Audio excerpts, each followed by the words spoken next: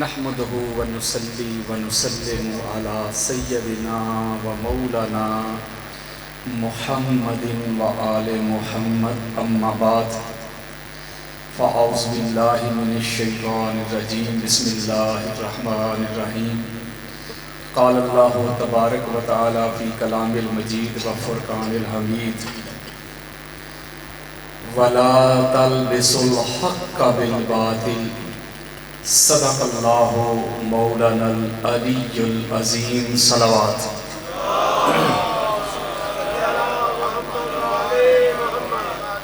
معزز و محتشم سادات کرام اور دور دراز سے قرب و جوار سے آئے ہوئے عاشقان مصطفیٰ محبان اہل بیت، اللہ رب العزت کا بے پایا لطف و کرم ہے کہ جس کی توفیق سے ہم آج کے پرفتن دور میں، مشکل ترین دور میں، مادیت کے دور میں، فرقہ واریت کے ماحول میں، تکفیریت کے دور میں، خارجیت اور ناسبیت کے دور میں ہم ذکر محمد اور آل محمد سننے سنانے کے لیے جمع ہوئے۔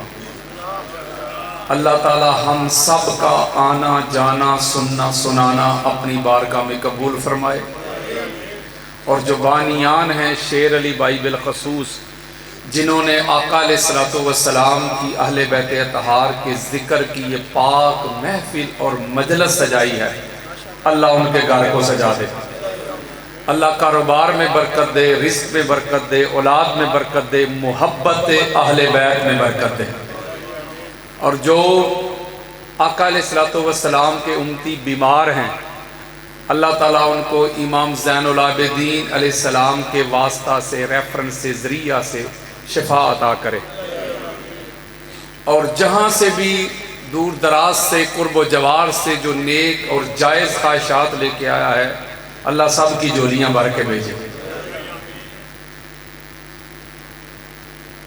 ہم اتنے خوش قسمت ہیں کہ ہمارے اندر بے شمار نقائص تو ہیں، کمیاں کجیاں سارا کچھ ہے، لیکن آج کل کے دور میں جس بندے کے سینے میں، دل میں، قلب میں، فواد میں محبت اہل بیت، مودت اہل بیت اور معرفت اہل بیت جیسی عظیم دولت اور نعمت آ جائے، اس سے بڑا خوش قسمت انسان کائنات میں کوئی نہیں ہے۔ ذرا دیکھیں تو صحیح، ذرا دیکھیں تو صحیح کس طرح لوگ اپنی روزمرہ کے جو ان کے معاملات ہوتے ہیں، جو معمولات ہوتے ہیں، ان میں بزی ہیں، اپنے کاروبار میں بزی ہیں، اپنی جاب میں بزی ہیں، اپنے بزنس میں بزی ہیں، مصروف ہیں، اور آپ ایسے حالات میں مہنگائی کے دور میں سارا کچھ چھوڑ کے فقط ایک ہی ریزن، ایک ہی لالچ ہے، نہ تو ادھر جو آیا ہے اس کو کوئی مال کا لالچ ہے، نہ کوئی نوکری کا لالچ ہے کہ جائیں گے کہ بھائی نوکری مل جائے گی وہاں جا کے، اور نہ کوئی لنگر کے لالچ سے آتا ہے۔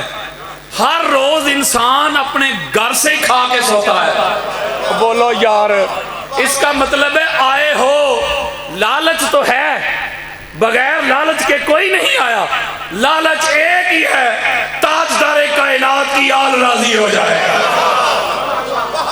تو جب لوگ ایسے ماحول میں، ایسے دور میں، جب اس پہ فنڈنگ ہوتی ہے، مال خرچ ہو رہا ہے، عظمت اہل بیت، افضلیت اہل بیت، معصومیت اہل بیت کو لوگ منیمائز کرنا چاہتے ہیں، اسکیپ کرنا چاہتے ہیں، اہل بیت کے دشمنوں کو میکسیمائز کرنا چاہتے ہیں، اہل بیت کے مناقب کو، فضائل کو، خصائص کو وہ چھوڑ کر اہل بیت کے دشمنوں کے قصیدے پڑھنا چاہتے ہیں۔ جب اس طرح کا ماحول بن جائے، جب اس طرح کے حالات بن جائیں، جب ذکر اہل بیت کرنے پر پابندی لگ جائے، جب اہل بیت کا ذکر کرنے والوں کو روکا جائے، ٹوکا جائے، جب بڑے بڑے مفتی آپ کے پیچھے ہوں، بڑے بڑے ملوانے آپ کے پیچھے ہوں، بڑے بڑے سوشل بائیکاٹ آپ کے پیچھے ہوں، گولیاں آپ کے پیچھے ہوں، بم دھماکے آپ کے پیچھے ہوں، ایسے حالات میں بھی آپ کے سینوں میں محبت اہل بیت، معرفت مودت اہل بیت کا سمندر اور دریا موزن ہے تو اس پہ اللہ کا شکر ادا کیا کرو. اللہ نے کائنات کی سب سے بڑی نعمت آپ کو عطا کر دی ہے. پتہ کیوں؟ اہل بیت کو ماننا کبھی بھی آسان نہیں رہا. آپ کیا سمجھتے ہیں؟ آپ اہل بیت کے حق کی بات کریں گے، آپ اہل بیت کی افضلیت کی بات کریں گے، آپ اہل بیت کی مظلومیت کی بات کریں گے تو لوگ آپ کے گلے میں پھولوں کے ہاتھ ڈالیں گے. اہل بیت کو ماننا خالہ جی کا گھر نہیں ہے. کتب تاریخ پڑھ کے دیکھ، کتب حدیث پڑھ کے دیکھ، کتب تفسیر پڑھ کے دیکھ، تجھے سمجھ آ جائے گی کہ کس طرح اہل بیت اطہار کے چاہنے والوں پہ ظلم کیے گئے. لیکن اس کے باوجود بھی یار ہم کیا کر لیتے ہیں؟ 4 گالیاں کھا لیتے ہیں، 4 فتوے سن لیں گے، گمراہ ہو گیا، شیعہ ہو گیا، رافضی ہو گیا، اینڈ کافر ہو گیا. اور یہی سنیں گے نا، اور کیا سنیں گے؟ پتہ تو کرو اہل بیت کے چاہنے والوں نے کیا کچھ قربان کیا ہے. پتہ نہیں وہ کون سا نشہ چکھ لیا تھا میس میں تمار میں، وہ کون سا راز پا لیا تھا حجر ابن عدی نے، وہ کون سی حقیقت جان لی تھی عمار ابن یاسر نے، حضرت سلمان نے، حضرت بلال نے، حضرت ابو ذر نے، حضرت مقداد نے، حضرت جابر نے. انہوں نے تن من دھن لٹا دیا، پھانسیوں پہ چڑھ کے جھولے تو لے لیے، لیکن علی علی کرنا نہیں چھوڑا.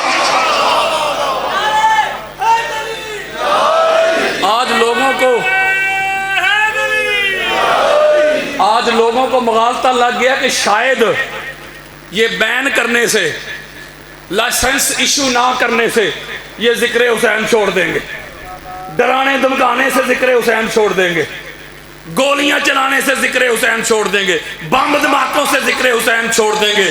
اور تجھے مغالطہ لگ گیا ہے. جا جا کے حسینیوں کے قبرستان چیک کر. میں شیعہ سنی کی بات نہیں کر رہا، حسینیوں کی کر رہا ہوں. جا جا کے حسینیوں کے قبرستان چیک کر. حسینیوں کی قبروں سے آج بھی لہو ٹپکتا ہے. ہم نے بیٹوں کے لاشیں اٹھائے ہیں، بیٹیوں کی لاشیں اٹھائی ہیں، جوان بھائیوں کے لاشیں ٹھٹرتی سردی میں سڑک پہ رکھ کے احتجاج تو کیا ہے. ہم نے تن من دھن لٹایا ہے. ہم برقعے پہن کے بھاگنے والی قوم نہیں ہے.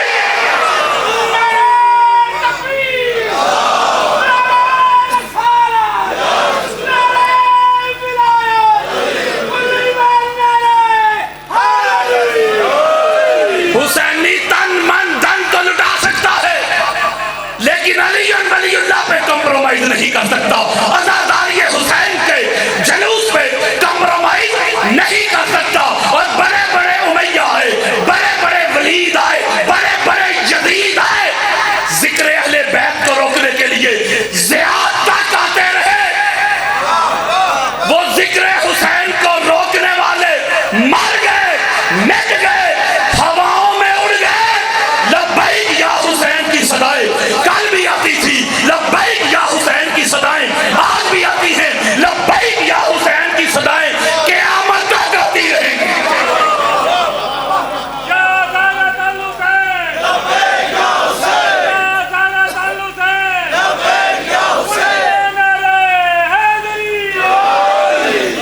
میں محبت کا پیغام لے کے نکلا ہوں، میں کمپیشن، برادرہڈ، ٹالرنس کا پیغام لے کے نکلا ہوں. میں آج کے پرخطر دور میں یہ نعرہ لے کے نکلا ہوں، شیعہ سنی بھائی بھائی.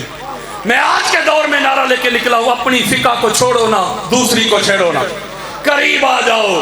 میں نفرتیں مٹانا چاہتا ہوں، میں نفرت کی دیواریں گرانا چاہتا ہوں. ریاست مدینہ کا نعرہ لگانے والوں، ریاست مدینہ تب بنے گی جب شیعہ اپنے مسلک میں آزاد ہوگا، جب دیوبند اپنے مسلک میں آزاد ہوگا، جب اہل حدیث اپنے مسلک میں آزاد ہوگا، جب بریلوی سنی اپنی فقہ میں آزاد ہوگا. اس تکفیریت کے ماحول کو بین مفتی جی کافر وہ نہیں ہوتا تو جسے دیوار پہ لکھواتا ہے، کافر وہ ہوتا ہے جو اللہ قرآن میں بتاتا ہے۔ آپ نے اگر سنیت کے بارے میں رائے قائم کرنی ہے، کسی سنی کو دیکھ کے نہ کریں، سنیت کو پڑھیں۔ اگر آپ نے شیعت کے بارے میں رائے قائم کرنی ہے، کسی شیعہ کو دیکھ کے نہ کریں، شیعت کو پڑھیں۔ جب آپ فقہ کو پڑھیں گے، دونوں پڑھنے والے میرے بھائیوں کو ایک بات ضرور سمجھ آئے گی کہ خرابی نہ سنیت میں، مسئلہ نہ شیعت میں، فطور مولوی کی نیت میں۔ جو فتنہ پرور عناصر ہیں ان کو ناکام کر دو، جو شیعہ سنی کو لڑوانا چاہتے ہیں، جو بھائی بھائی کو دستوں گریباں کرنا چاہتے ہیں، پاکستان کے حالات کو خراب کرنا چاہتے ہیں، ایسے لوگ جو شیعہ سنی کو لڑوانے کی کوشش کرتے ہیں، جو اس طرح کے فتوے جڑتے ہیں، جو کافر کافر کے نعرے لگاتے ہیں، جو شیعت کے خلاف اٹھ کھڑے ہوئے ہیں، شیعہ کے غم میں شامل نہیں ہونا، ان کی تزیت میں شامل نہیں ہونا، ان کے ہاتھ سے کھانا نہیں کھانا، یہ ہو جائے گا وہ ہو جائے گا، اگر مگر اس وقت ایسے عناصر کو جن کو فنڈنگ ہوتی ہے ریال کی صورت میں، ڈالر کی صورت میں، انڈین کرنسی کی صورت میں، ان کو ناکام کر دو۔ اور پاکستان کے دشمنوں، اسلام کے دشمنوں، دین کے دشمنوں، رسول کے دشمنوں، اہل بیت کے دشمنوں، صحابہ کے دشمنوں، تم اپنے ناکام ارادوں میں کبھی بھی کامیاب نہیں ہو سکتے۔ اس لیے شیعہ اور سنی کل بھی ایک تھے، شیعہ اور سنی آج بھی ایک ہے۔ اس لیے یہ نفرت کا سودا وہ بیچتے ہیں جن کو پیچھے سے مال ملتا ہے۔ میں ایک جملہ کہتا ہوں، کوئی دلیل سے رد کرے اگر جرأت ہے تو۔ یہ میرا میسج جا رہا ہے، یہ لائیو جا رہا ہے، دائیں بائیں بھی لوگ سن رہے ہیں۔ جو بچوں کو پڑھاتے ہیں، ان کی ذہن سازی کرتے ہیں، ان کی تربیت کرتے ہیں، ان کی پرورش کرتے ہیں، ان کو نفرت سکھاتے ہیں، فتنہ انگیز مواد ٹرانسفر کرتے ہیں، ذہن سازی کرتے ہیں، میں ان سے ایک سوال کرتا ہوں، اگر ادھر رتی برابر بھی غیرت ہے نا، اگر اتنی تکلیف ہے نا شیعہ سے، اگر باپ کا ہے نا، تو ایک کام ضرور کر، کم از کم پاکستان چھوڑ جا۔ اوئے ہوئے مولوی جی، مفتی جی، یہ ملک پاکستان تیرے پیو نے نہیں بنایا۔ اوئے ہوئے جب پاکستان بنانا تھا تو لیڈر ایک شیعہ تھا۔ نہیں سمجھے یار، لیڈر کون تھا؟ میں دکھا دیتا ہوں، زیارت کروا دیتا ہوں۔ لیڈر شیعہ تھا۔ یہ دیکھ لو بھائی، شیعہ جس کو جیب میں لگائے پھرتا ہے، سینے سے لگائے پھرتا ہے، لیڈر شیعہ تھا۔ کوئی انکار کرتا ہے میرے سامنے آئے۔ جب پاکستان بنانا تھا، لیڈر شیعہ، رہبر شیعہ، قائد شیعہ، ایک شیعہ قائد کے انڈر، اس کی زیر قیادت، اس کی معیت میں، سنگت میں، رفاقت میں، قربت میں اہل سنت بھی آئے، دیوبند بھی آئے، اہل حدیث بھی آئے، سارے ملے، جمع ہوئے، اتحاد ہوا، اتفاق ہوا، انفرادیت سے نکل کے اجتماعیت میں آ کے ضم ہوئے، میں چھوڑ کے ہم ہوئے۔ حضرات، اس شیعہ کے اندر وقت کے پیر بھی آئے تھے، وقت پہ ولی بھی آئے تھے، محدث بھی آئے تھے، مفسر بھی آئے تھے، مجدد بھی آئے تھے۔ ایک کو لیڈر مان کے سارے پیچھے کھڑے ہو گئے تو پھر کیا ہوا؟ اتحاد ہوا، اتفاق ہوا۔ اللہ نے پھر 14 کی برکت سے، 14 کے فضل سے، 14 کے کرم سے، 14 کی نظر سے، 14 کے فیض سے، 14 کے واسطہ سے، 14 کے وسیلہ سے، 14 کے ذریعہ سے 14 اگست کو پاکستان عطا کر دیا۔ اوئے ہوئے یارو، 1857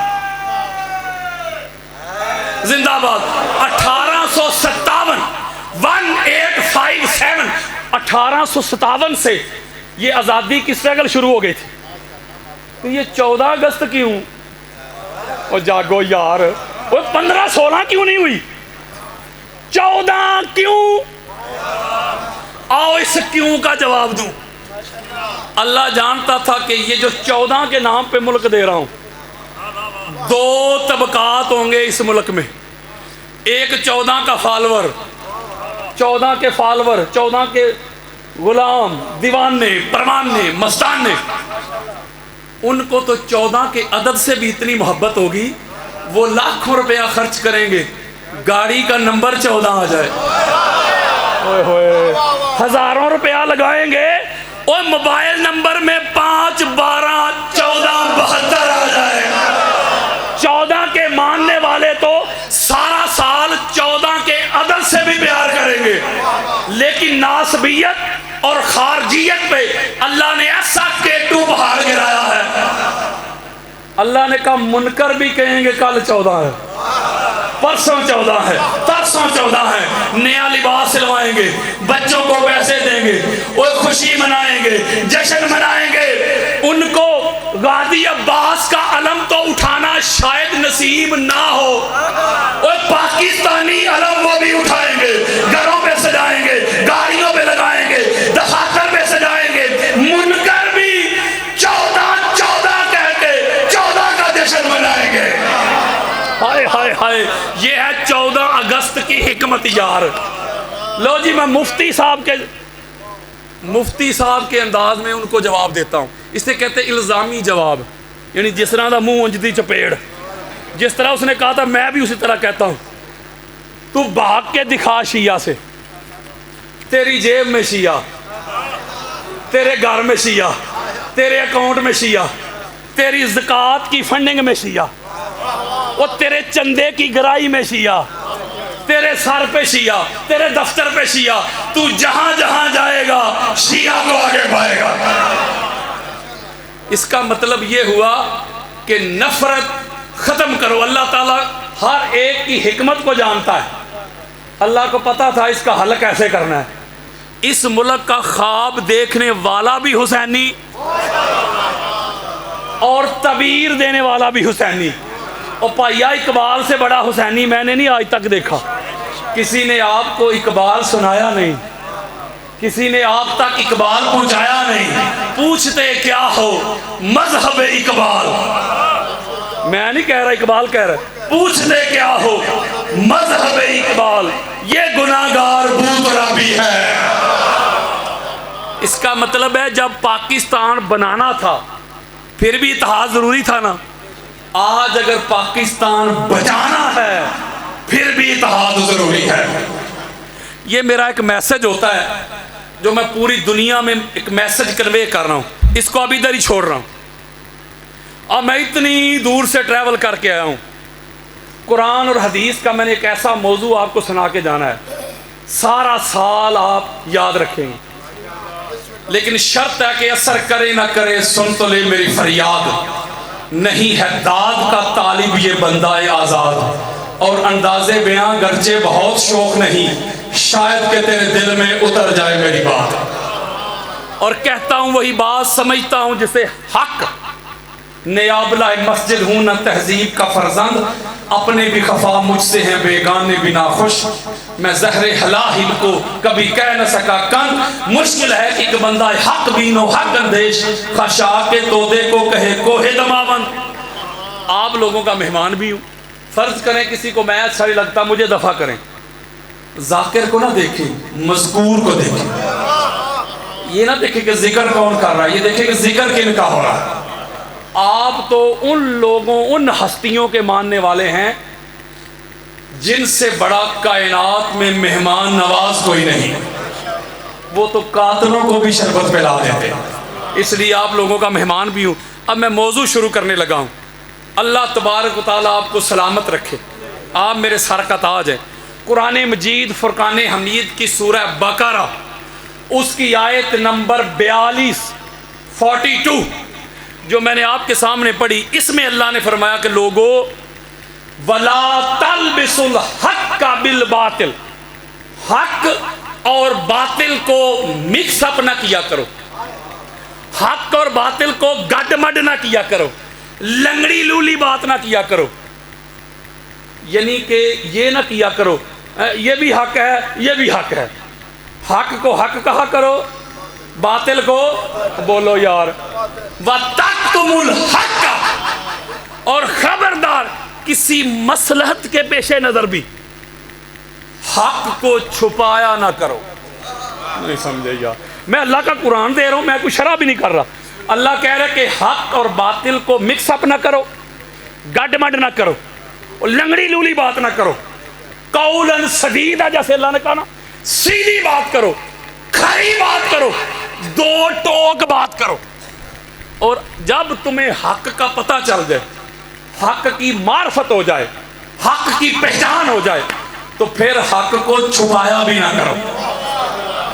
یہ اللہ اپنے کلام میں کہہ رہا ہے، اللہ آرڈر دے رہا ہے، اللہ ہمیں حکم دے رہا ہے۔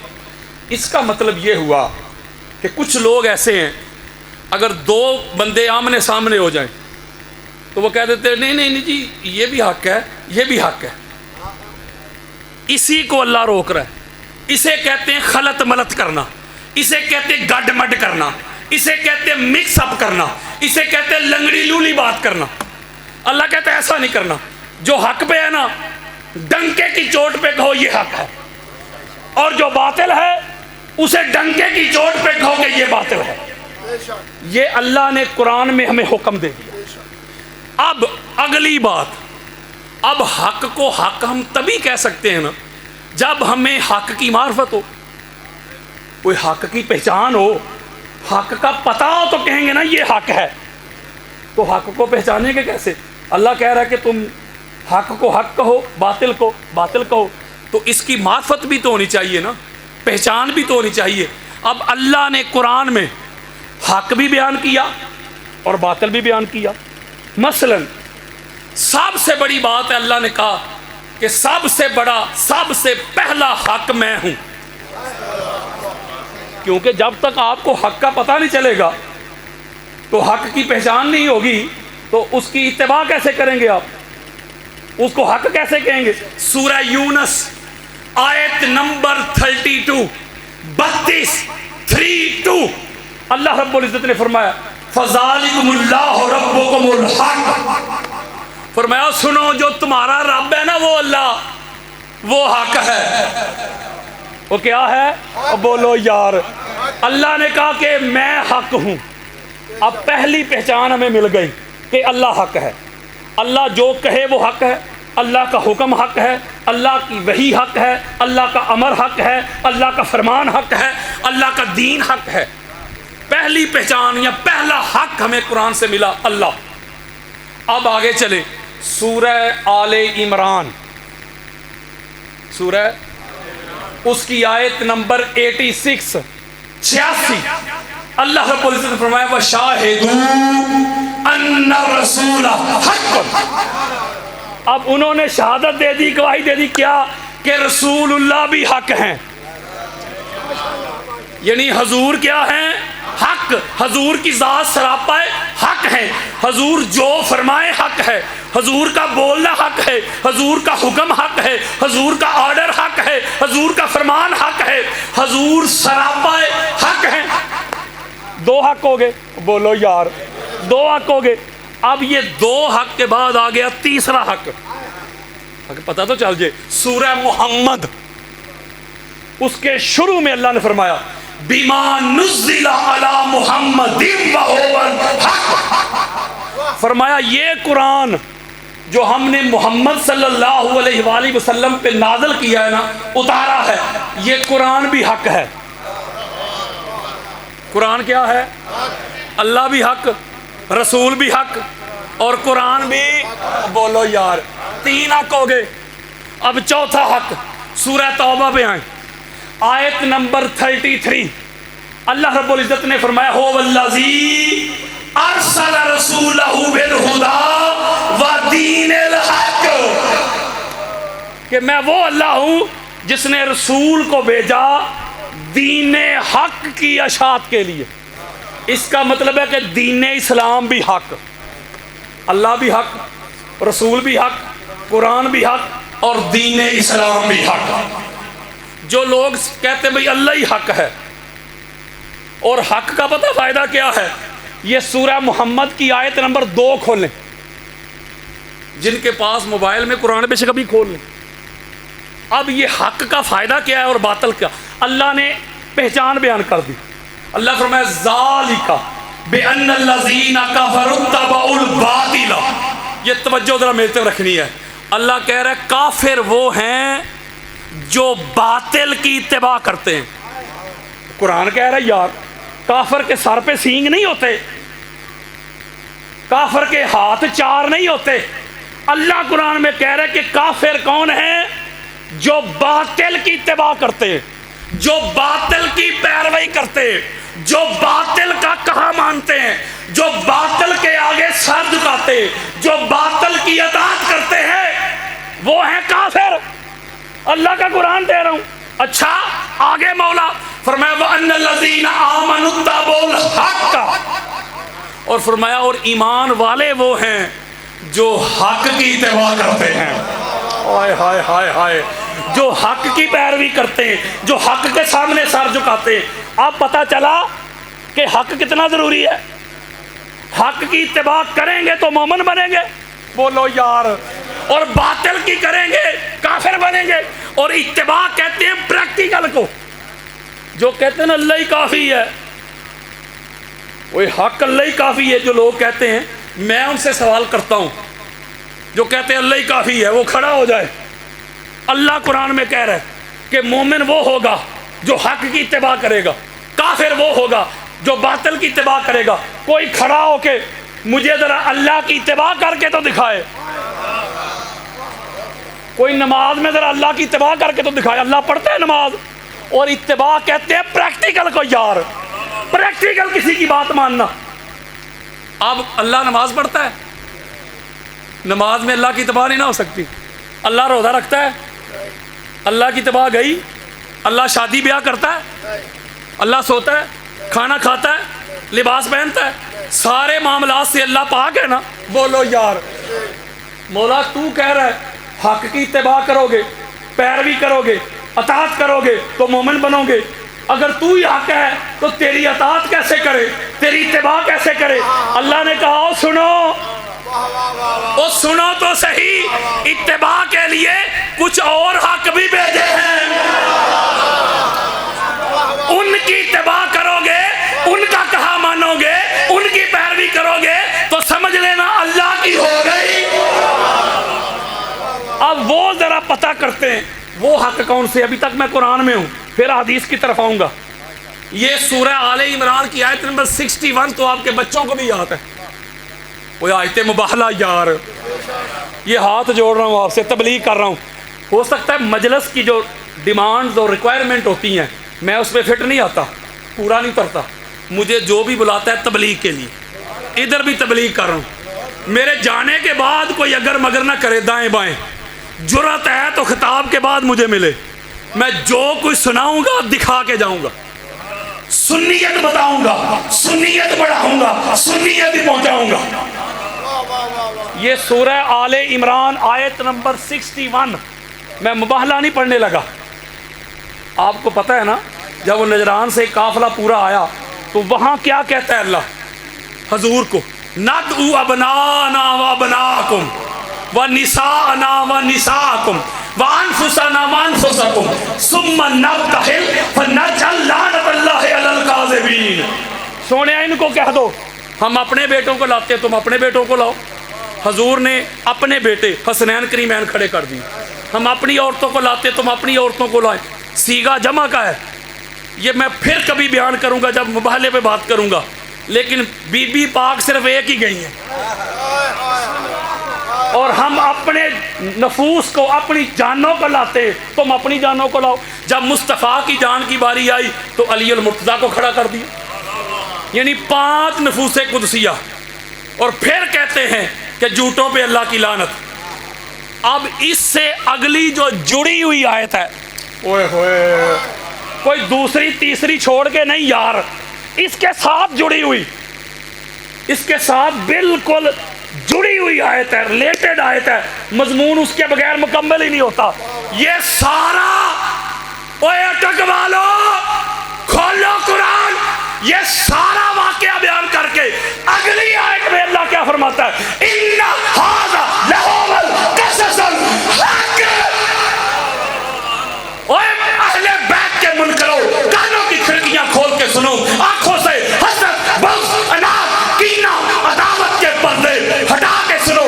अल्लाह रब्बुल इज़्ज़त ने फरमाया, ये जो मुबाहला के लिए पहुंच आए हैं, आओ, अल्लाह भी हक है, मुस्तफा भी हक है, कुरान भी हक है, दीन भी हक है, अली भी हक है, ज़हरा भी हक है, हसन भी हक है, हुसैन भी हक है, पंज तन पाक सारे के सारे हक है।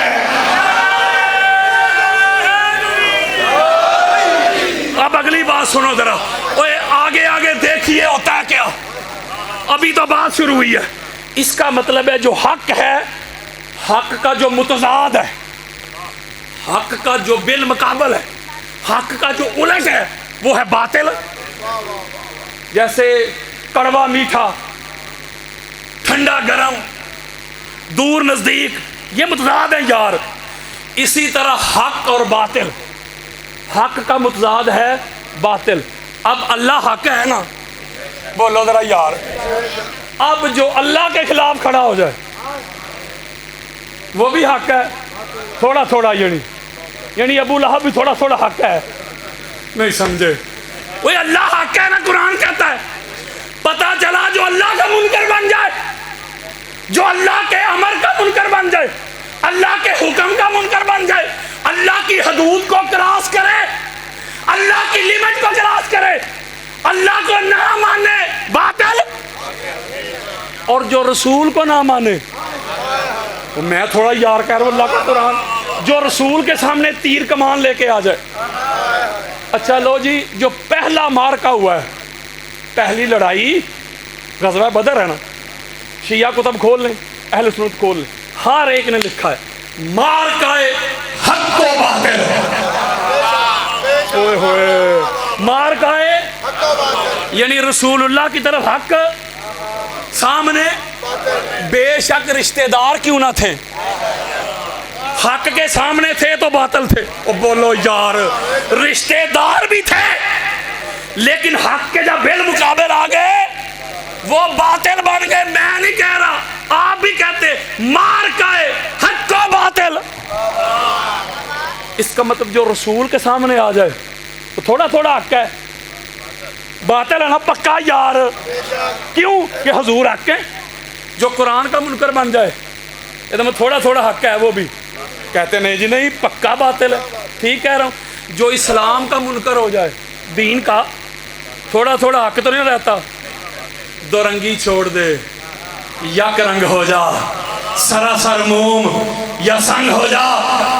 कारी जी, मुफ्ती जी, अलामा जी, हाफिज जी, जब अल्लाह के बिल मुकाबल आने वाले बातिल हो गए, जब रसूल से लड़ाई करने वाले बातिल हो गए, जब कुरान के मुनकर बातिल हो गए, जब इस्लाम के मुनकर बातिल हो गए, तो आप बता जो अली से लड़ने के लिए आ गए, जो पाक ज़हरा के मुनकर बन गए, जो हसन से लड़ने के लिए आ गए, जो हुसैन के खिलाफ नेज़े तीर कमान लेके आ गए, मौलवी बता वो रज़ी अल्लाह थे कि बातिल थे?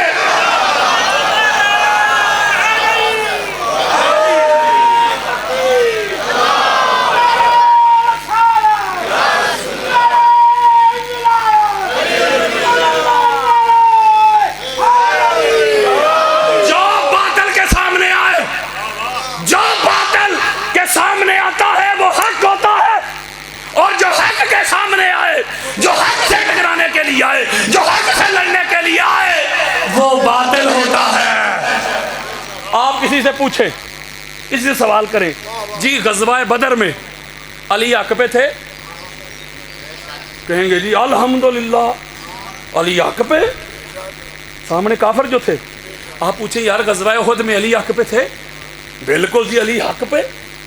पूछे ग़ज़वा खंदक में अली हक पे थे, अली हक पे, सामने काफिर जो थे। आप पूछें भाई खैबर में अली हक पे थे, अली हक पे, सामने यहूदी जो थे। आप पूछें सफीन में अली हक पे थे, ہائے ہائے، جمل میں علی حق میں تھے، نہروان میں علی حق میں تھے، ادھر موت پڑے گی۔ حضرات اے اٹک والو، میں سینہ چوڑا کر کے ساری سنیت بتاتا ہوں، اہل سنت کے کسی امام نے، کسی محدث نے، کسی مفسر نے، کسی مجدد نے علی علیہ السلام سے لڑنے والوں کو حق نہیں کہا۔ اب میں تھوڑی سی بات کلیئر کرنا چاہتا ہوں تاکہ پیچھے سے مولوی سپیکر آن کر کے نہ کہے کہ گستاخی ہو گئی۔ میں تھوڑی سی بات کلیئر کرنا چاہتا ہوں۔ جنگ جمل میں چونکہ ام المومنین حضرت عائشہ صدیقہ تھی رضی اللہ تعالی عنہ، اہل ایمان کی اماں جان، قرآن نے حضور علیہ السلام کی ازواج کو ماں کہا ہے، ان کی تعظیم، ان کی توقیر کا کہا ہے، لیکن ان کی اتباع کا حکم نہیں دیا۔ نہیں سمجھے یار، اور ان کی تعظیم کرنی ہے، ان کا ادب کرنا ہے، ان کا احترام کرنا ہے۔ حضور کا ناموس جو ہے یار، ان کا ادب احترام ہے، ان کی اتباع کا کوئی حکم نہیں۔ اتباع امام کی ہے، اتباع معصوم کی ہے۔ اس لیے میں بڑی خاص بات سمجھانے لگا ہوں، ہاتھ جوڑ کے پیچھے سے کوئی فتنہ نہ ڈالے۔ حق کے مقابلے میں جب تک کوئی کھڑا رہے نا، حق کے مقابلے میں جب تک کھڑا ہے باطل ہے۔ اگر حق کے مقابلے میں کھڑا ہو کے رجوع کر لے، توبہ کر لے، استغفار کر لے، تو وہ باطل سے نکل آتا ہے۔ یہ جنگ جمل میں رجوع ثابت ہے، شیعہ سنی دونوں گروہوں کی کتابوں میں۔ یہ میں تبلیغ کر رہا ہوں، ذرا یہ حصہ بھی ہاتھ جوڑ کے سن لینا۔ یعنی جنگ جمل میں شیعہ سنی دونوں گروہوں کی کتابوں میں رجوع ثابت ہے۔ اما عائشہ صدیقہ کا رجوع ہے، بلکہ ان کا فرمان نقل ہے، وہ فرماتی ہیں کہ کاش میں 20 سال پہلے مر گئی ہوتی، جتنی دیر زندہ رہی ہیں توبہ ہی کرتی رہی ہیں۔ اور مولا علی علیہ السلام جو ہمارے امام ہیں، علی حق کا امام، آپ نے ام المومنین حضرت عائشہ صدیقہ کو ادب کے ساتھ بھیجا ہے، تعظیم کے ساتھ بھیجا ہے، پروٹوکول کے ساتھ بھیجا ہے۔ کیوں؟ ادھر رجوع ہے۔ پتہ چلا جہاں رجوع آ جائے پھر سٹیٹس بدل جاتا ہے۔ صفین اور نہروان میں رجوع کوئی نہیں۔ ہوئے ہوئے حضرات، صفین میں اور نہروان میں رجوع کوئی نہیں۔ پتہ چلا جب لڑ رہے تھے علی علیہ السلام کے مقابلے میں تب بھی باطل تھے، جب مر گئے تب بھی باطل تھے۔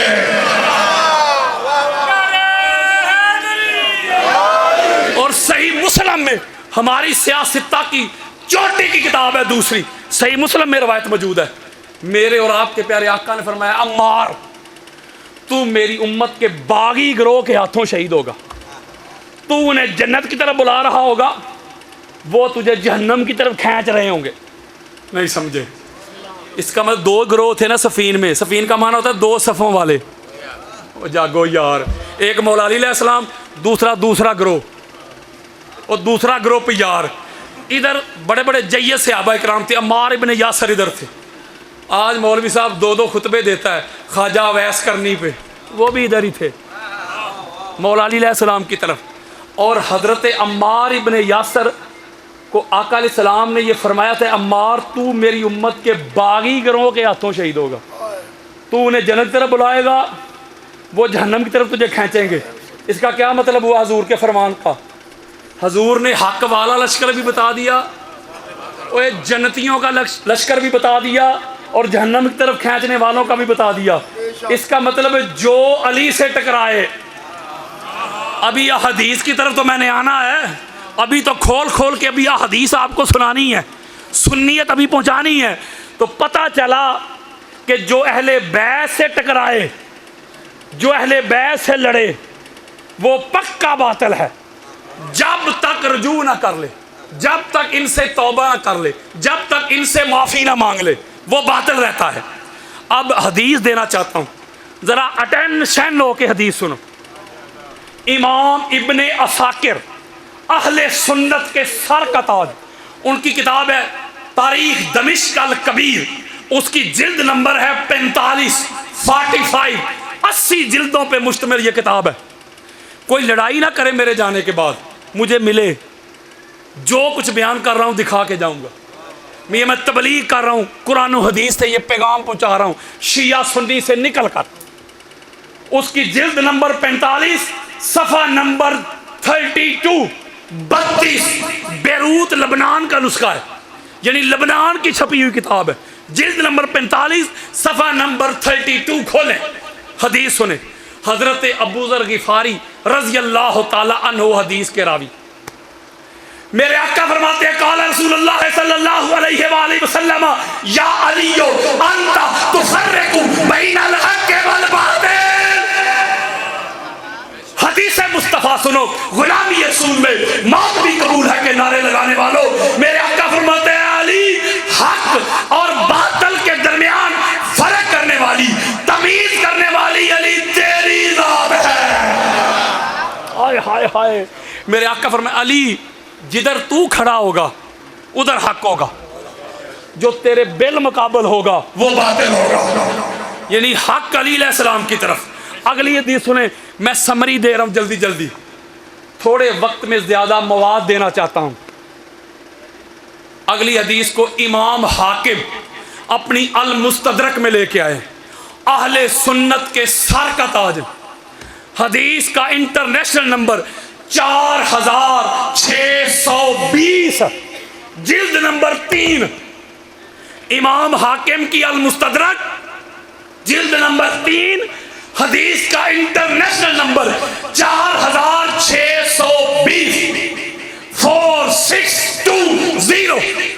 حدیث سنیں, حضرت انس بن مالک رضی اللہ تعالیٰ عنہ حدیث کے راوی, انس بن مالک رضی اللہ تعالیٰ عنہ قال قال رسول اللہ صلی اللہ علیہ وآلہ وسلم یا علی انت تبین ما اختلفوا فیہ, انت تبین لامتی ما اختلفوا فیہ بعدی.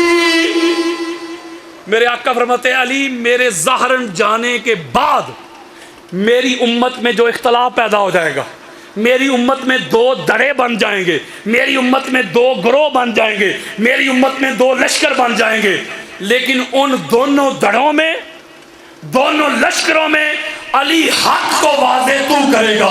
جدھر تو کھڑا ہوگا, جو تیرے ساتھ کھڑا ہوگا وہ حق ہوگا, جو تیرے بالمقابل کھڑا ہوگا وہ باطل ہوگا. ہائے ہائے ہائے. او یارو, وہ سنیت بتا رہا ہوں میں آپ کو. اگلی حدیث سنو, میں جلدی جلدی دے رہا ہوں. اگلی حدیث سنو, اس حدیث کو امام ترمذی, یہ ہماری سیاستہ کی تیسری سب سے بڑی کتاب ہے جامع ترمذی, اور امام ترمذی جو خود کو اہل سنت کہے ترمذی کو نہ مانے, سنی ہی نہیں. امام ترمذی نے اس کو روایت کیا اپنی جامع میں, امام حاکم نے اس کو روایت کیا اپنی المستدرک میں. ذرا حدیث سنیے گا, سینہ ٹھنڈا ہو جائے گا آپ کا. ایسی حدیث ہے, اس کے علاوہ دیگر کتب میں بھی حدیث آئی ہے. میرے آقا فرماتے اللہم آدر الحق ماہو حیث دارا. اوئے ہوئے ہوئے حضرات, اوئے فرمان مصطفیٰ سنو. میرے آقا فرماتے ہیں مولا جدھر علی مڑ جائے, جدھر علی پھر جائے, تو حق کو ادھر موڑ دے, حق کو ادھر پھیر دے. ذرا حدیث پہ بھی غور کریے گا. حضور علیہ السلام یہ بھی فرما سکتے تھے مولا جدھر حق ہو نا ادھر علی کو موڑ دینا, جدھر حق ہو ادھر علی کو پھیر دینا, یہ بھی فرما سکتے تھے نا. یہ تو نہیں فرمایا, فرمایا مولا جدھر علی مڑ جائے. ہوئے ہوئے ہوئے, تو حق کو ادھر موڑ دے, حق کو ادھر پھیر دے. اس کا معنی کیا ہے؟ اگر تو جدھر حق ہوتا ادھر مولا علی علیہ السلام جاتے تو پھر کیا ہوتا کہ علی علیہ السلام محتاج ہوتے معاذ اللہ حق کی اتباع کے لیے. نہیں سمجھے؟ اللہ نے کہا علی نے حق کی اتباع نہیں کرنی, حق نے. اس کا مطلب کیا ہے؟ جدھر علی مڑ جائے مولا حق کو ادھر موڑ دے. اس کا معنی یہ ہے مولوی جی, اور تیری تشریح کام نہیں آئے گی, تیری توجیہ کام نہیں آئے گی, تیری لنگڑی لولی باتیں کام نہیں آئے گی. میرے آقا نے اس فتنے کا کلا کما کر دیا. میرے آقا نے فرمایا علی جہاں کھڑا ہو جائے وہ حق بن جاتا ہے. علی کا بولنا حق, علی کا فرمان حق, علی کا حکم حق, علی کا فیصلہ حق, علی کا گھرانہ حق, علی کی ذات حق, علی کا وجود حق, علی کا پیکر حق, علی کے بیٹے حق, علی کی بیٹیاں حق, علی کی پاک زوجہ حق, اللہ کا بڑا بھائی حق, علی سراپائے حق ہے.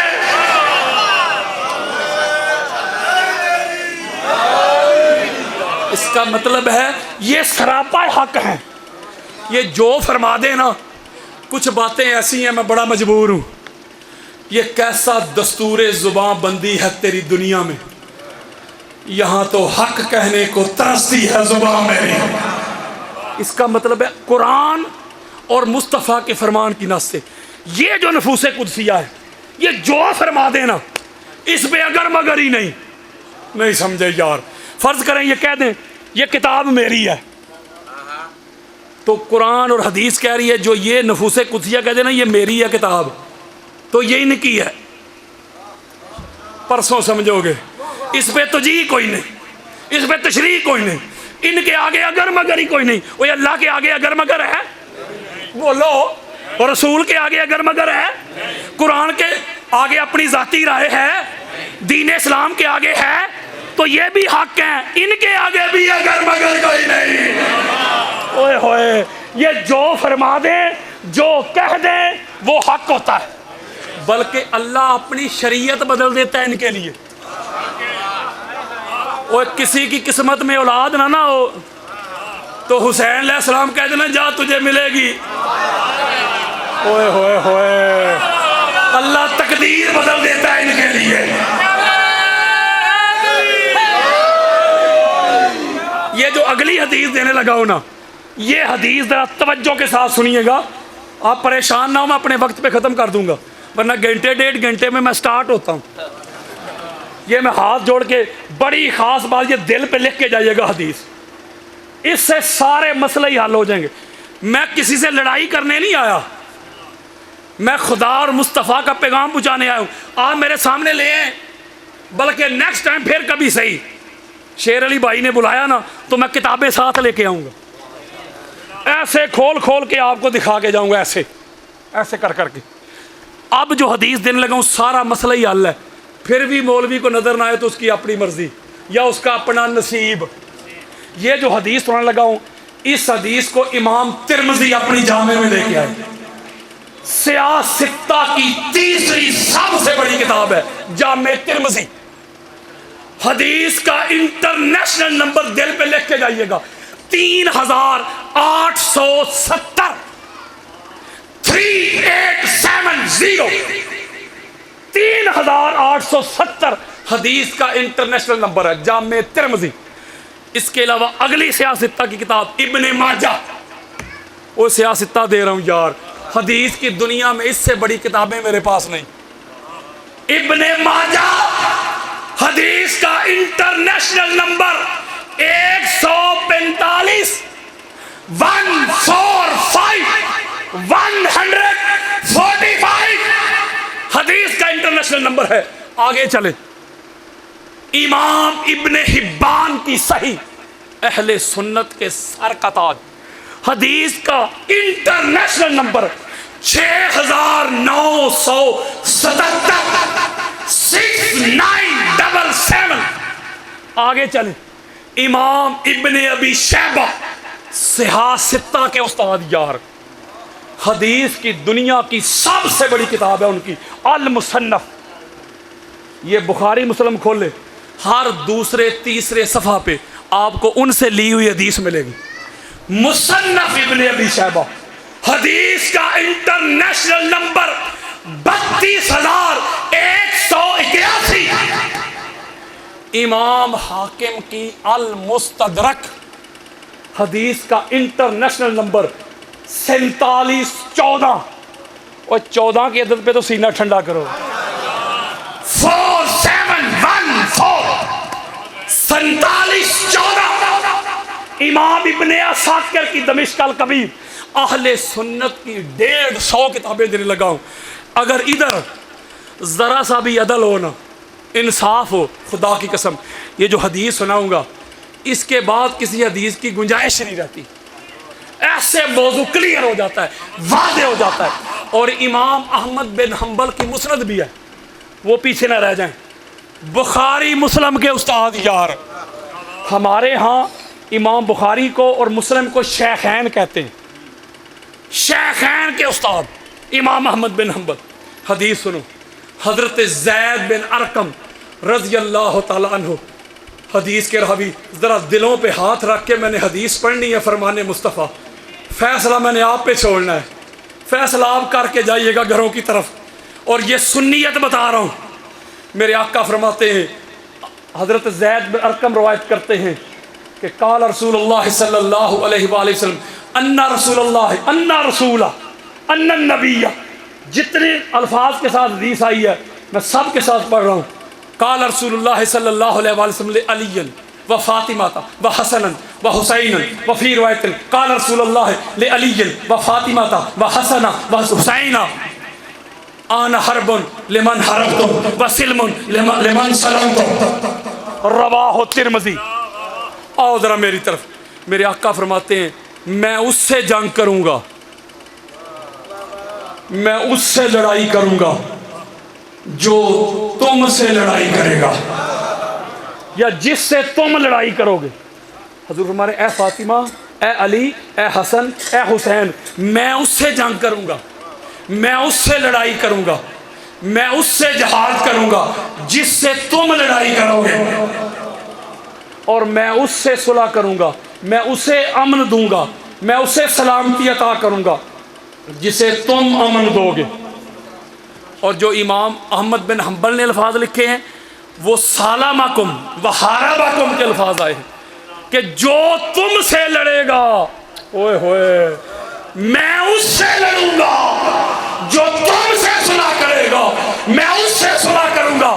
میں ہاتھ جوڑ کے سیدھا سا سوال کرتا ہوں آپ سے، مجھے ایک سوال کا جواب دیجئے، کیا رسول اللہ سے جو لڑتے ہیں وہ جو رسول کے خلاف نیزے اور تیر کمان لے کے آ جائیں، جو حضور کے خلاف تلواریں لے کے آ جائیں، حضرات اوے اٹک والا حدیث میں نے پڑھ کے سنا دی ہے، قاری جی، مفتی جی، بتا اوے نبی سے لڑنے والے، رسول سے لڑنے والے، رسول کے ساتھ جنگ کرنے والے، تلوار لے کے آنے والے، نیزے لے کے آنے والے، تلواریں لے کے آنے والے، بتا رسول سے لڑنے والے رضی اللہ ہوتے ہیں کہ لعنت اللہ ہوتے ہیں؟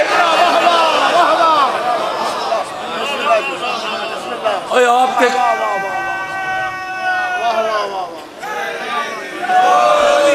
آپ کو کسی نے بتایا ہی نہیں علی سے لڑائی، کوئی علی سے لڑائی ہے؟ وہ رسول سے لڑائی ہے۔ پاک سیدہ کا انکار، کوئی پاک سیدہ کا انکار ہے؟ رسول کا انکار ہے۔ حسن و حسین سے لڑائی، کوئی حسن حسین سے لڑائی ہے؟ وہ اللہ کے نبی سے لڑائی ہے۔ ان کا انکار کرنا، ان کو جٹلانا، ان کو جٹلانا نہیں، رسول اللہ کو جٹلانا ہے، اور رسول کا انکار خدا کا انکار بن جاتا ہے، اور خدا کا منکر بن کے کوئی رہتا ہے مسلمان؟ بولو یار، نکل جاتا ہے۔ آپ مجھے بتائیں، یہ بھی سیاستہ کی حدیث ہے، ام المومنین حضرت ام سلمہ روایت کرتی، مجھے اشارہ ہو گیا، میں بس کلوز کرنے لگا ہوں۔ وہ روایت کرتی ہیں، میں ایک سیدھی سی بات کرتا ہوں، ہمارے باپ کو کوئی گالی دے، باپ کو، ہمیں اچھا لگتا ہے؟ بولو، کوئی دوست بھی ہو، کچھ باتیں ہو سکتا ہے پرسوں ترسوں سمجھ آئیں گی ضرور، گھر جا کے جب لیٹو گے ہو سکتا ہے پھر سمجھ آئے علامہ صاحب کیا کہہ گئے۔ وہ یار بھی ہو آپ کا بڑا قریبی، گوڑا، وہ سجن، دوست، یار، کمپینین، آپ کے باپ کو گالی دے، اچھا لگے گا؟ یاری بھی گئی، دوستی بھی گئی، ٹھیک کہہ رہا ہوں، پارٹنرشپ بھی گئی، باپ کو جو گالی دے دی، ماں کو دے، بولو ختم، ٹھیک کہہ رہا ہوں۔ فیصلہ آپ نے کرنا ہے، کہاں ہمارا باپ، ہماری ماں، کہاں آمینہ کے لال، کہاں پاک زہرا کے پاک بابا، کہاں پاک اسرائیل کے پاک نانا، جن سے مخاطب ہوتے ہوئے بھی کہتے تھے فدا کا ابی و امی یا رسول اللہ، یا رسول اللہ آپ پر ہمارے ماں باپ قربان۔ میں نے ہاتھ جوڑ کے صرف حدیث پڑھنی ہے یار، اور میں پڑھنے والا گستاخ ہوں تو لکھنے والا گستاخ کیوں نہیں سمجھے بات؟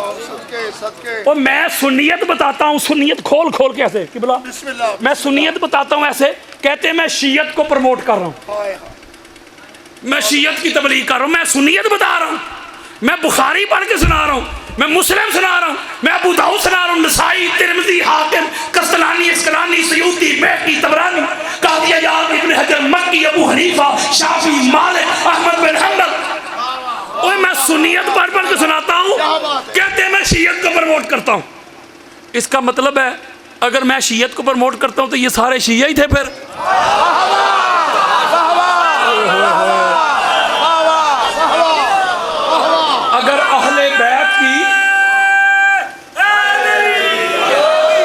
اگر اہل بیت کی محبت، افضلیت، مودت بیان کرنے سے کوئی شیعہ ہو جاتا ہے تو پھر مجھے کوئی ایک امام سنی دکھا دو، اور کوئی امام بنا اس گھر سے، کوئی فقیر بنا اس گھر سے، کوئی صوفی بنا اس گھر سے، کوئی ولی بنا اس گھر سے، کوئی غوث بنا اس گھر سے، کوئی کتب بنا اس گھر سے، کوئی ابدال بنا اس گھر سے، کوئی محدث بنا اس گھر سے، کوئی مفسر بنا اس گھر سے، کوئی مجدد بنا اس گھر سے، کوئی صداقت ملی اس گھر سے، امانت ملی اس گھر سے، دیانت ملی اس گھر سے، طاقت ملی اس گھر سے، قوت ملی اس گھر سے، شرافت ملی اس گھر سے، عدالت ملی اس گھر سے، فصاحت ملی اس گھر سے، بلاغت ملی اس گھر سے، نفاست ملی اس گھر سے، طہارت ملی اس گھر سے، ہدایت ملی اس گھر سے، ولایت ملی اس گھر سے، عبادت ملی اس گھر سے، کرامت ملی اس گھر سے، خلافت ملی اس گھر سے، امامت ملی اس گھر سے، رسالت ملی اس گھر سے، نبوت ملی اس گھر سے، فضل ملا اس گھر سے، کرم ملا اس گھر سے، حکم ملا اس گھر سے، امر ملا اس گھر سے، تعظیم ملی اس گھر سے، توقیر ملی اس گھر سے، علم ملا اس گھر سے، حلم ملا اس گھر سے، یکتا ملی اس گھر سے،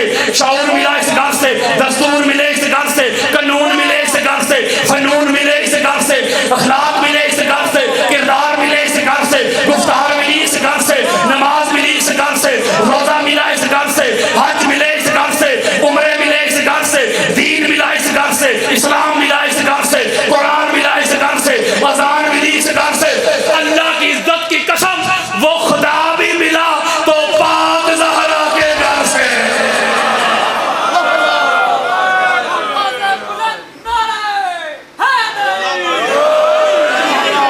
وہ سارا کچھ تو اس گھر سے ملا ہے، اس گھر سے منہ موڑ کے بچتا کیا ہے؟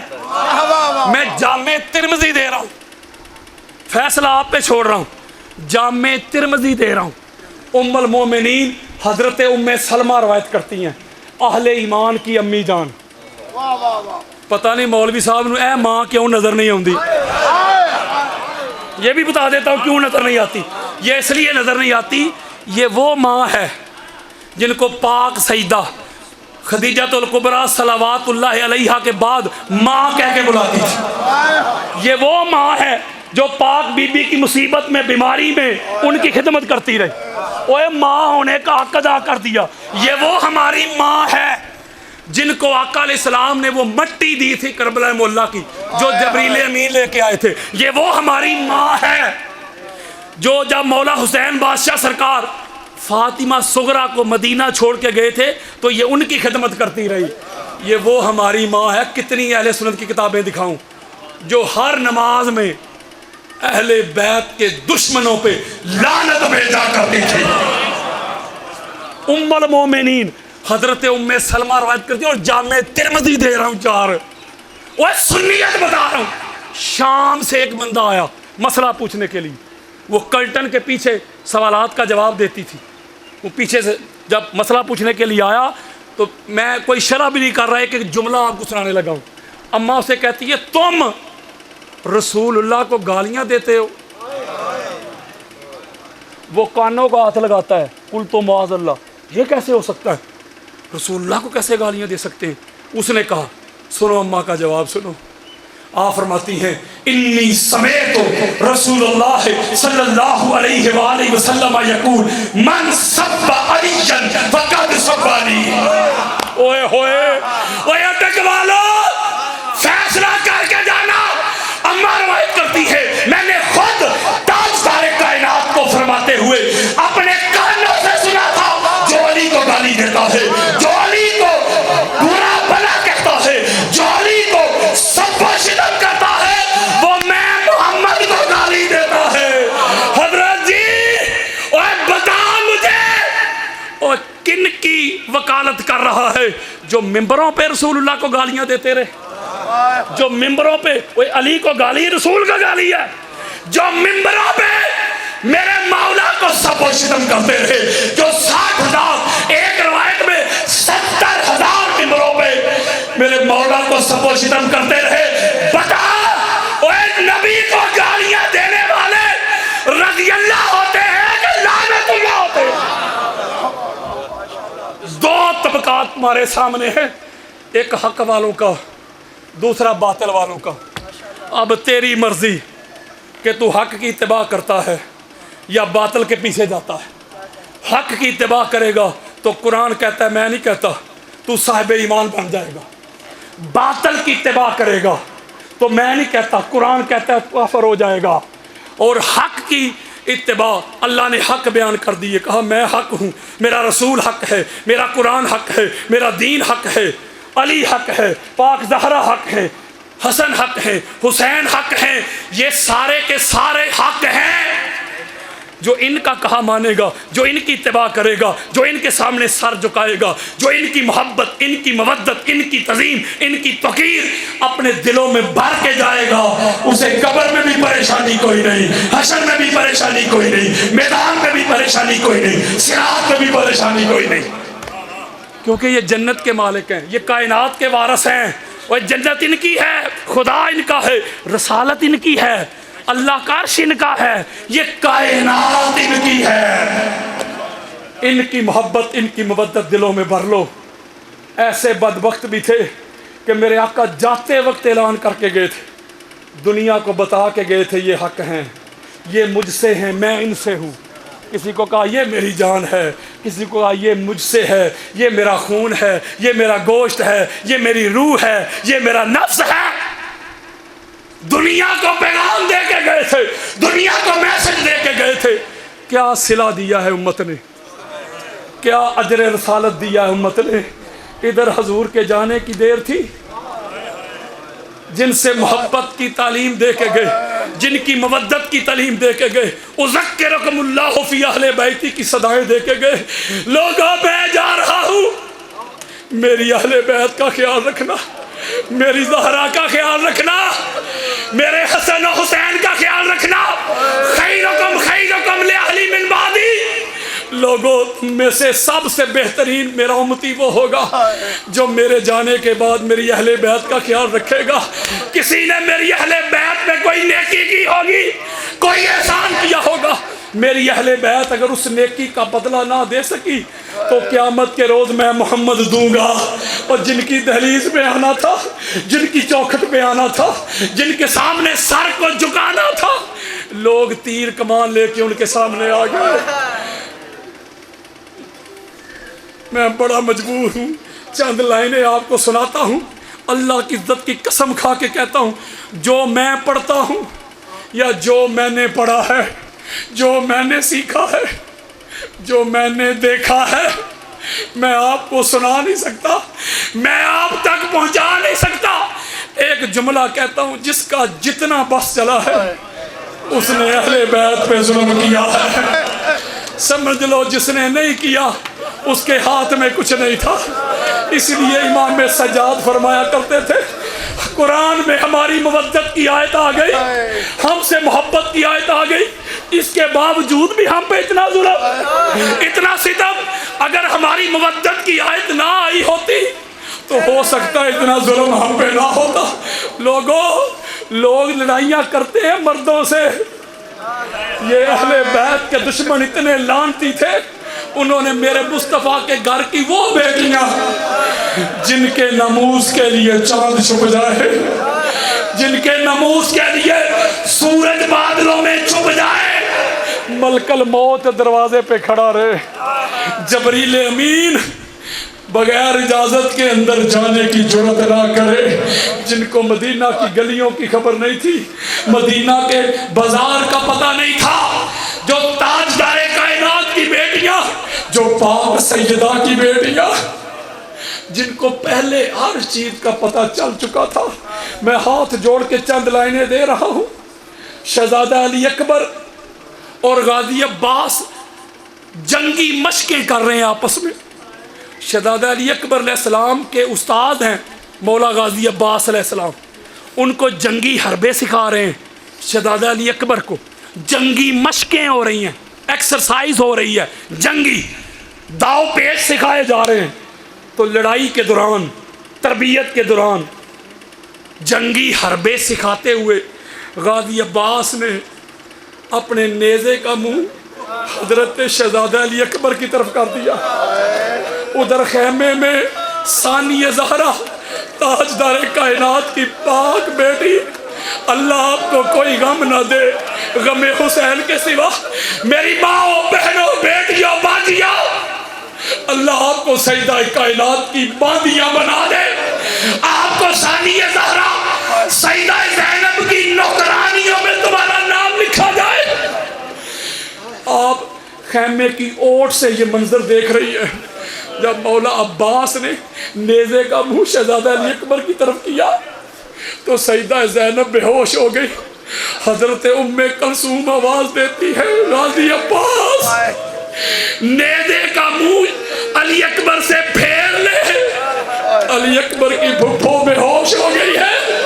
اور حضور کی آل کے نوکروں، دیوانوں، پروانوں، مستانوں، اے سیدہ، آپ تو مشق کے دوران، آپ تو پریکٹس کے دوران شہزادہ علی اکبر کی طرف نیزہ کرنے نہیں دیتی تھی، اس وقت آپ کی اذیت کا کیا عالم ہوگا جب مولا حسین بادشاہ سرکار نے شہزادہ علی اکبر کے سینہ سے وہ برشی کھینچی تھی، وہ نیزہ کھینچا تھا۔ امام ابن اسحاق کا روایت کرتے ہیں، صفحہ نمبر 53 میں کوئی قصہ نہیں، جب مولا حسین بادشاہ سرکار 56.5 برس عمر مبارک تھی آپ کی، سار اور داڑھی مبارک کا ایک بال بھی سفید نہ تھا، جب شہزادہ علی اکبر کا پاک لاشا اٹھا کے لا رہے تھے تو سار اور داڑھی کا ایک بال بھی سیاہ نہ تھا، سارے سفید ہو چکے تھے۔ حضرت سکینہ آپ فرماتی ہیں بابا جان بوڑھے ہو گئے۔ لوگوں، جب جوان بیٹے کا پاک لاشا اٹھایا جائے تو انسان بوڑھا ہو ہی جاتا ہے۔ جب پاک لاشا اپنی گود میں رکھا ہوا ہے، امام ابن اسحاق کے روایت کرتے ہیں، جب نیزے کا پھل کھینچا تو شہزادہ علی اکبر کی آنکھوں میں آنسو آ گئے۔ میرے مولا حسین بادشاہ سرکار فرماتے ہیں بیٹا کیوں رو رہا ہے؟ آپ عرض کرتے ہیں بابا جان درد کی وجہ سے تو آنسو نہیں آئے، شہادت کی وجہ سے تو آنسو نہیں آئے، رو اس لیے رہا ہوں سغرا سے وعدہ کر کے آیا تھا میں تجھے لینے آؤں گا، اپنی بیٹیوں کو سینے سے لگانے والا، اپنی بیٹیوں کو رانی کہنے والوں، اپنی بیٹیوں کی فرمائشیں پوری کرنے والا، بڑے بازار میں آپ کی بیٹی کا نام آ جائے تو مرنے مارنے پہ اتر آنے والا، آپ عرض کرتے ہیں بابا جان سغرا سے وعدہ کر کے آیا تھا کہ میں تجھے لینے آؤں گا، وہ میرا انتظار کرتی ہوگی، وہ راستے میں بیٹھ کر نظریں راستے پہ گاڑ کر میرا انتظار کرتی ہوگی۔ بابا جان مجھے یہ غم ہے۔ مولا حسین بادشاہ سرکار فرماتے ہیں بیٹا علی اکبر تیرا باپ تیری یہ خواہش بھی پوری کر دیتا ہے۔ امام ابن اسحاق کے روایت کرتے ہیں میرے امام نے اپنی یہ 3 انگلیاں اٹھائی اور شہزادہ علی اکبر سے فرمایا بیٹا میری انگلیوں کی طرف دیکھو۔ جب شہزادہ علی اکبر نے امام حسین کی پاک انگلیاں کو مدینہ کے بازاروں میں سیدہ سغرا روتی نظر آئی، کہتی ہے بھائی علی اکبر تو کب آئے گا؟ میں تیرے انتظار میں بیٹھی ہوں، میں علی اصغر کو گود میں لینا چاہتی ہوں، میں علی اصغر سے لاڈ کرنا چاہتی ہوں، میں نے بھائی علی اصغر کے کپڑے بنائے ہوئے ہیں۔ جب سیدہ سغرا کو شہزادہ علی اکبر نے مدینہ کے بازار